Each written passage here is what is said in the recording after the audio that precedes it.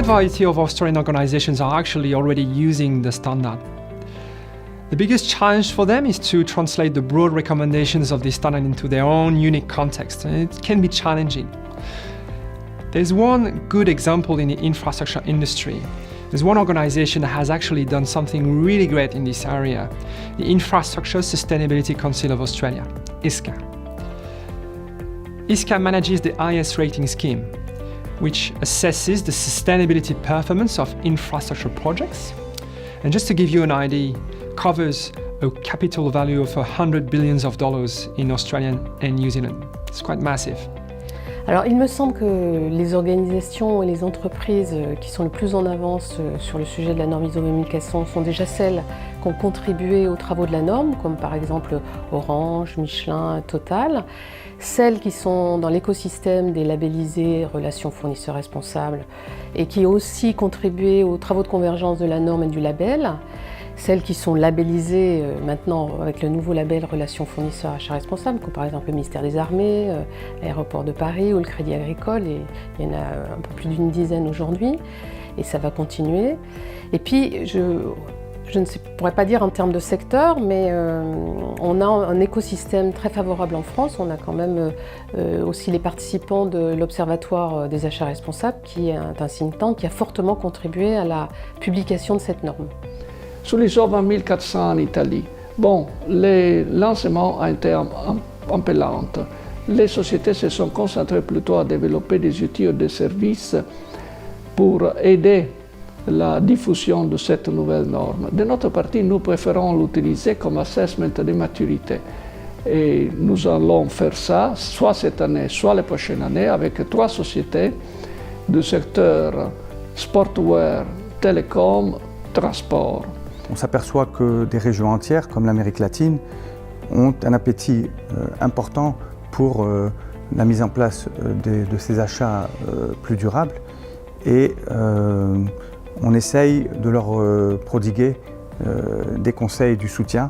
Et dans ce cadre, la norme ISO 20400 constitue pour nous un outil essentiel, parce qu'elle est le fruit d'un consensus international, elle est robuste, elle est complète, et donc on a décidé dès le début de l'intégrer dans toute la panoplie d'outils qu'on offre au pays pour réaliser cette transition vers les achats publics durables.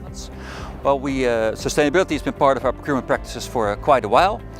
Sustainable procurement is a known tactic. There's tools out there such as the risk checker, such as fact sheets for buyers to know what to ask for when they do tenders. We make category issue cards, for example, that buyers use. And we see quite a number of large companies in the Netherlands implementing sustainable procurement. Companies such as Eneco that we recently worked with, they've embraced ISO 20400 as a tool to completely organize their sustainable procurement practice. In the UK, we're seeing some take-up of the ISO 20400 standard in the construction sector, in waste management, and to a degree in the public sector, which has been a little bit slow. But we are seeing some positive momentum towards the standard.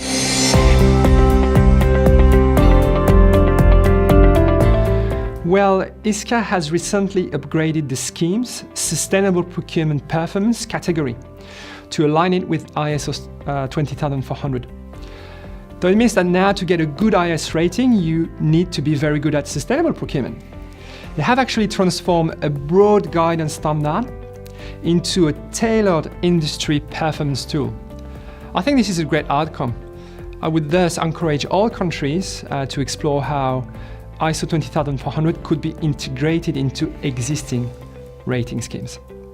Well, there's a 20-question quick scan made by the international community that's been used in the Netherlands on Google Forms.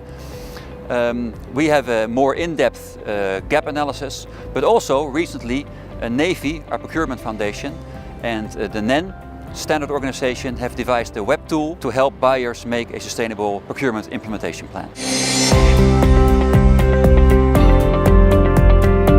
We don't offer certificates against ISO 20400, and we don't believe we should. This is a guidance standard, not a requirement standard. It is not certifiable.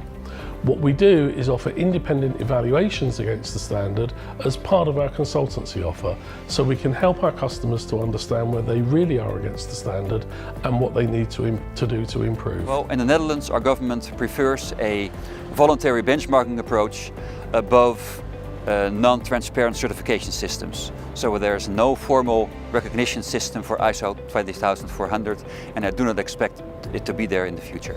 On ne croit pas qu'une reconnaissance officielle de la norme peut ajouter en grande valeur. Plutôt, notre suggestion est de faire en avance un assessment de maturité sur la compétitivité de la manière d'organiser et gérer les achats et la supply chain, et ensuite le plan de durabilité qui doit être toujours en très étroite connexion avec les buts économiques d'entreprise. On a pu constater qu'en France, on avait une longueur d'avance sur ces sujets, non seulement en termes de labellisation, mais surtout aussi on a, en termes d'achat responsable, on a aussi les lois sur le devoir de vigilance, la loi Sapin, du coup, qui permettent aux entreprises de prendre conscience de ces sujets. Et pour finir, et on est réunis aujourd'hui pour ça, c'est qu'on a aussi lancé cette initiative de baromètre ISO 20400 pour mesurer l'avancée et la progression de la norme dans les entreprises et les organisations.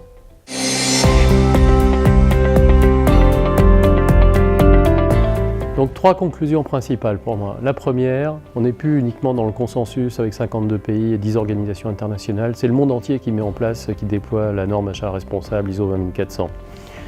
Deuxième conclusion, c'est que le sujet aujourd'hui c'est principalement la mise en place. On voit des démarches, des outils, des sites internet fleurir un peu partout dans le monde pour outiller, aider les acheteurs en fait, à mettre en place cette norme. Donc on est de plus en plus accompagné en fait, si on souhaite le mettre en place. C'est très positif. Et le troisième point, c'est qu'on commence à voir apparaître, c'est un début, des démarches d'évaluation de performance interne ou de diagnostic fait par des experts tels que ceux qu'on vient d'entendre, ou encore des démarches plus structurées qui peuvent intéresser des investisseurs ou d'autres parties prenantes. Voilà, donc si je peux me permettre, mesdames et messieurs, mettez-vous au travail, soit pour commencer à faire des achats responsables, soit, si c'est déjà le cas, pour mieux les faire.